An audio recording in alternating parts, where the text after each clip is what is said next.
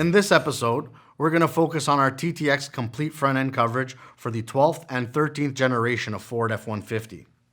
All right, let's dig in, Victor. What kind of coverage are we looking at here? Maybe we can start with this new stabilizer link. Well, Scott, this stabilizer link is the part that rounded out the platform coverage. What makes it special is that this is an axially loaded stabilizer bar end link.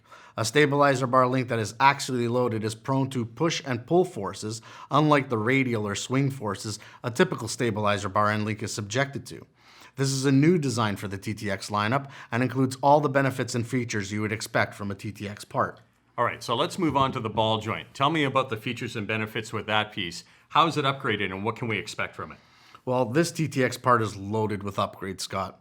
This ball joint includes upper and lower sintered metal bearings, one of which is our patented step bearing and the other being our patented directional bearing. These patented technologies work together to ensure this ball joint is the best option available for this vehicle, and it comes with our labor-saving boot staller. So walk me through the control arms here, Victor. Are these upgraded as well? Yeah. The upper control arm has been upgraded in TTX fashion with thicker forgings and upgraded ball joint and bushings. Now, in terms of the tie rod end, what can we expect during install with that piece? Well, this forging has also been upgraded, and it uses this hex design, so the entire body can be used as a wrench flat. This helps out during installation and adjustment. So to summarize, Victor, we've really got the complete coverage within the TTX line for the 12th and 13th generation of the Ford F-150 applications.